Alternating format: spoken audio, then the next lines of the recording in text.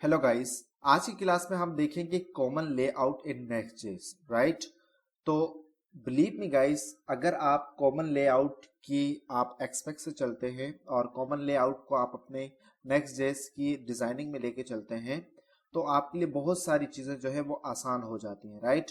अच्छा, now the question is कि common layout हमारे पास क्या होगा।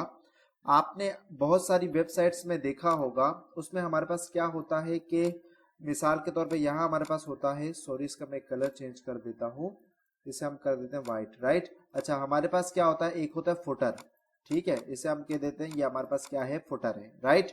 इसके साथ हमारे पास यहाँ होता है मेन कंटेंट, उसकी आप इमेजेस कह दें या कुछ भी कह दें, वो होता है image content, right, main content. And then हमारे पास होता है फुटर, राइट। तो अब अगर हम देखें तो हमारी वेबसाइट का फुटर और हमारी वेबसाइट का हेडर ये हमेशा तकरीबन सेम ही रहता है, राइट। तो इसमें हमारा ओनली ये वाला कंटेंट क्या होता है, चेंज होता रहता है। तो हम क्या करते हैं कि अपनी वेबसाइट में तो फुटर को और हेडर को दोनों को क्या बना देते हैं, कॉमन लेआउट के अंदर बना देते हैं। तो इसमें हमारे लिए बहुत सारी आसानियां हो जाती हैं, राइट। तो हम अभी इसका प्रैक्टिकल करके देखेंगे कि किस तरीके से हम कॉमन लेआउट बना सकते हैं, राइट। अभी अगर देखा जाए तो मेरे पास ये, सॉरी इसे अगर मैंने हटाया तो हम अपने मेन फोल्डर पे आए और यह हमारा पेज डॉट जेएस, राइट। अच्छा, ये हेडर हमारे पास क्या है, ये हेडर हमारे पास ये जो हेडर है, ये हमारे पास नेविगेशन बार है, ये हेडर है, राइट। तो इसको मैंने कंपोनेंट के अंदर रखा हुआ है। तो ये हम अपनी प्रीवियस वीडियोस में देख चुके हैं कि किस तरीके से हम कंपोनेंट बना सकते हैं, राइट। तो कंपोनेंट बना के काम करने में हमें बहुत ज्यादा आसानी होती है, राइट। ओके, तो मैंने क्या किया कि यहाँ अपने पेज डॉट जेएसएक्स में आके हेडर को मैंने यहाँ कॉल कर दिया और ये देखिए यहाँ मेरे पास इंपोर्ट भी हो गया है, राइट। ओके, अब क्या होगा कि अब मैं अगर जाऊंगा अबाउट में, तो अबाउट में देखिए मेरे पास ये नेम बार नहीं आ रही, ठीक है। और अगर मैं यहाँ चला जाता हूँ लॉगिन में, तो यहाँ मेरे पास लॉगिन में भी ये नहीं आएगी। लेट्स सी कि लॉगिन क्यों नहीं आया। हाँ, ये देखिए लॉगिन पे भी मेरे पास ये नहीं आ रही। तो मैं ये चाहता हूँ कि ये जो नेम बार है ये कॉमन है सबके लिए। तो मुझे क्या करना पड़ेगा, इसे यहाँ से रिमूव करना पड़ेगा, राइट। और उसके बाद यहाँ से भी मुझे इसे क्या करना पड़ेगा, रिमूव करना पड़ेगा। कहाँ से मैं इसे रिमूव कर रहा हूँ, मैं इसे, अच्छा अब नेक्स्ट जेएस के अंदर हम नेक्स्ट रिएक्ट इंपोर्ट ना भी करें तो कोई मसला नहीं है, राइट। अच्छा, अब हमें जो भी कॉमन डिजाइन होगा उसे मुझे लिखना होगा किसके अंदर, अपने लेआउट के अंदर, ठीक।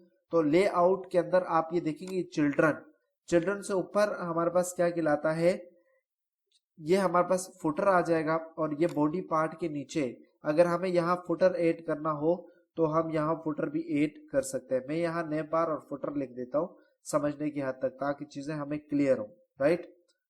तो अब अगर हम ये देखें तो मेरे पास यहाँ, इसे हम रिफ्रेश करें तो ये थोड़ा सा टाइम ले रहा है। ओके, तो ये देखिए मेरे पास नेम बार भी आ गई और मेरे पास फुटर भी आ गया, राइट। अब अगर मैं यहाँ जाऊंगा लॉगिन पे, तो अगर मैं लॉगिन पे जाऊंगा तो वहां पे भी मेरे पास ये नेम बार और फुटर आएगा। और इसी तरीके से अगर मैं डिफरेंट डिफरेंट पेजेस में जाऊंगा तो ये मेरे पास आ जाएगा। So it's not a big deal, right. तो अब हमने करना क्या है, अब हमने ये करना है कि लेआउट पे मुझे अपने हेडर को कॉल करना है ताकि जो मेरी नेम बार है वो हर जगह आ जाए, ठीक है। तो यहाँ मैंने लिखा हेडर, और तो ये मेरे पास इंपोर्ट नहीं हुआ। मैं ये चाहता हूँ कि ये ऑटो इंपोर्ट हो जाए, तो ये मुझे ऑप्शन दे। ओके, ये रहा, मुझे ऑप्शन दे दिया इसने कंपोनेंट, और इसको मैं रिमूव कर देता हूँ, राइट। तो ये देखें मैंने अपने हेडर को यहाँ कॉल कर दिया है और ऊपर से इंपोर्ट भी हो गया। अब मुझे हर जगह अपनी वेबसाइट पे मुझे ऊपर क्या दिखेगा, नेम बार दिखेगी, राइट। तो इट्स टेक टाइम।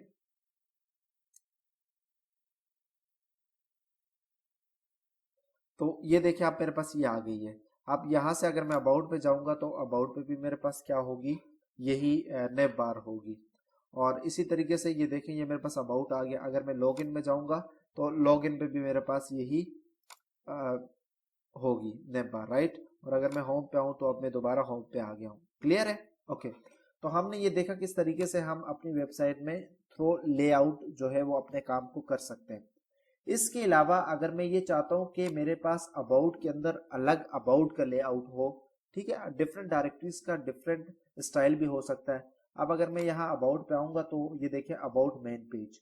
अब मैं ये चाहता हूँ कि यहाँ मेरे पास जब भी अबाउट टीचर के अंदर जाऊं या अबाउट स्टूडेंट के अंदर जाऊं तो यहाँ मेरे पास लिखा है अबाउट सेक्शन। ठीक है, तो उसके लिए मुझे क्या करना पड़ेगा, उसके लिए मुझे एक फाइल बनानी पड़ेगी, उसे नाम देना पड़ेगा लेआउट का, लेआउट डॉट जेएसएक्स, राइट। तो इसे मैंने नाम दिया RAFCE, पता नहीं सिस्टम स्लो हो गया है, राइट। तो यहाँ हमने ये लिख दिया लेआउट है, और यहाँ मैं लिख देता हूं अबाउट सेक्शन, राइट।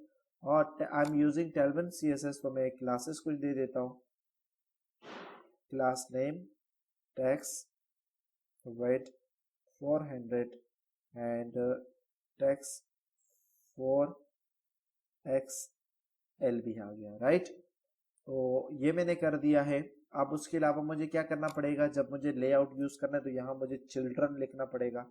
ठीक है, अच्छा चिल्ड्रन क्या है, ये स्टूडेंट जो भी यहाँ हमारे पास डायरेक्टरीज बनेगी वो चिल्ड्रन के अंदर आ जाएंगी। क्लियर है, ओके। अच्छा, एक तो मेरे पास ये हो गया। दूसरा, अब मुझे क्या करना पड़ेगा, यहाँ इस चिल्ड्रन को कॉल करना पड़ेगा, चिल्ड्रन, राइट। तो अब देखें जहां जहां भी मैं अपने इस पेज में आऊंगा तो मेरे पास लिखाएगा अबाउट सेक्शन। अब ये क्या अबाउट मेन है। अब अगर इसके अंदर मैं जाऊं किस पे, स्टूडेंट पे, तो देखिए अबाउट स्टूडेंट भी आ गया और यहाँ अबाउट सेक्शन भी आ गया है, राइट। और अगर मैं टीचर पे जाऊंगा तो यहाँ मेरे पास क्या आ जाएगा, TEACH टीचर, तो वहां पे मेरे पास अबाउट सेक्शन आ जाएगा, राइट। तो हमने with the help of common layout हमने बड़ी आसानी से सीखा कि हम किस तरीके से अपने नेक्स्ट.जेएस के अंदर कॉमन लेआउट का यूज कर सकते हैं। So thank you so much.